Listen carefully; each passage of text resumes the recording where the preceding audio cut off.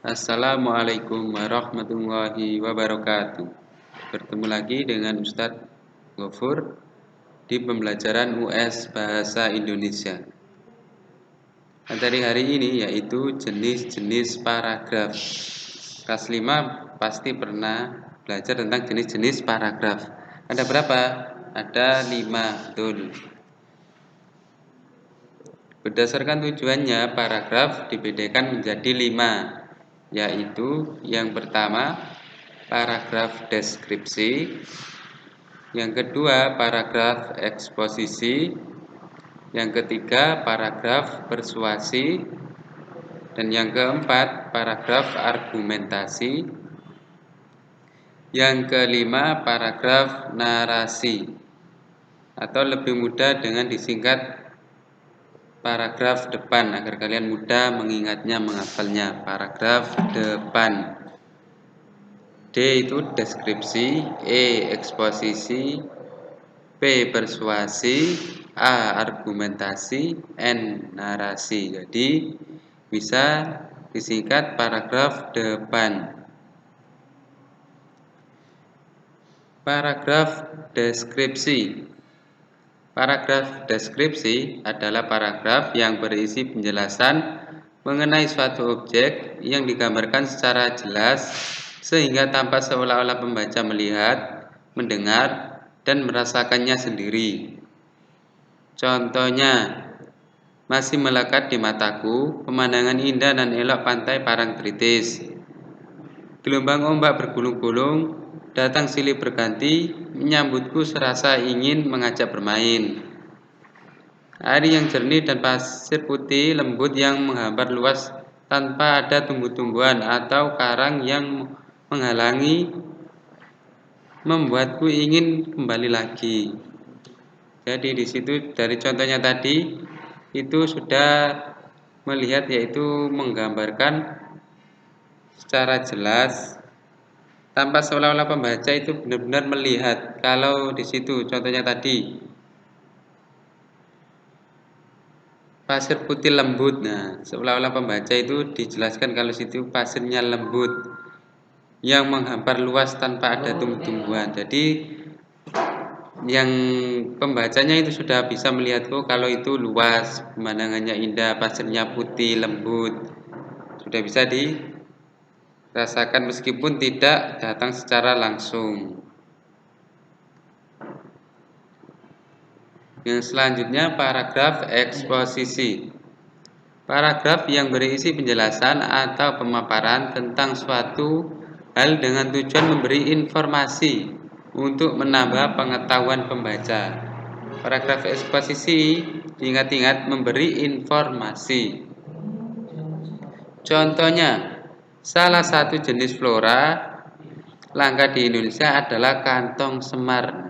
Dari situ saja sudah kelihatan kalau flora langka di Indonesia salah satunya yaitu kantong semar.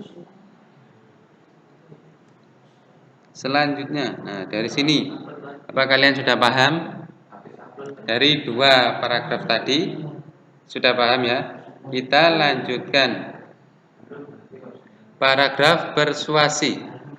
Paragraf persuasi adalah paragraf yang bertujuan meyakinkan dan mengajak pembaca untuk melakukan anjuran atau ajakan yang terdapat dalam teks.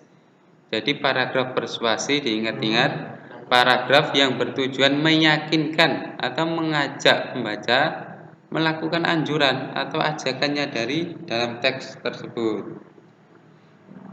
Contohnya, untuk menjaga kesehatan tidak cukup dengan hanya minum vitamin, olahraga pun juga penting.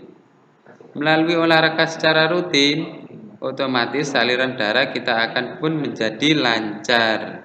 Nah, dari situ sudah terlihat kalau ingin menjaga kesehatan tubuh tidak hanya minum vitamin, tapi juga harus olahraga. Seperti itu. Yang selanjutnya paragraf argumentasi. Dari sini sudah kelihatan argumentasi, yaitu berargumen atau pendapat ini. Paragraf argumentasi adalah paragraf yang mengungkapkan ide, gagasan, atau pendapat penulis dengan disertai bukti dan fakta. Nah, ini pendapat tapi juga disertai bukti dan faktanya. Contoh, Pantai Parangtritis memang memiliki keindahan eksotis yang membuat wisatawan ramai berkunjung, tetapi juga sering menelan korban.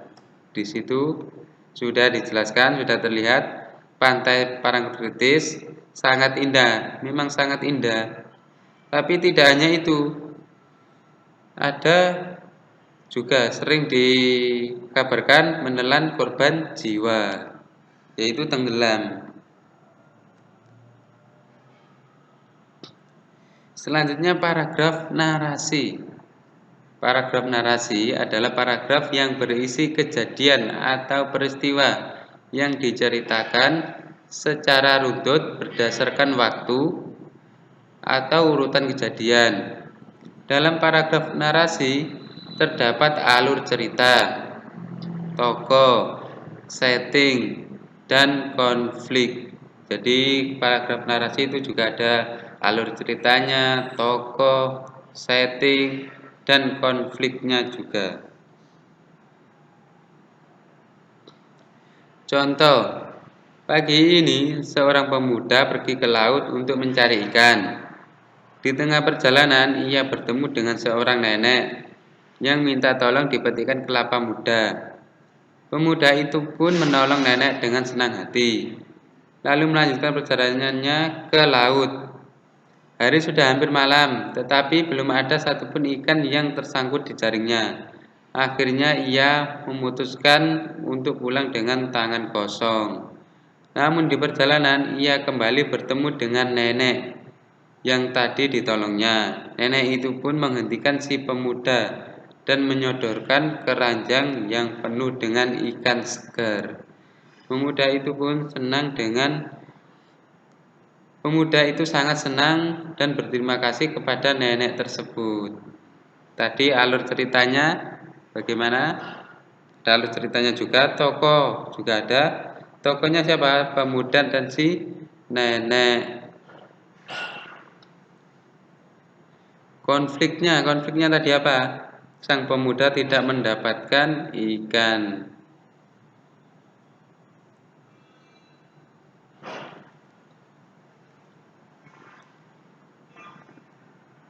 Sekian materi hari ini.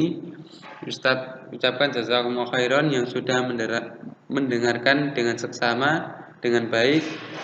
Kita tutup dengan doa kafaratul majelis. Subhanakallahumma wa bihamdika asyhadu an la ilaha illa anta astaghfiruka wa atubu ilaik.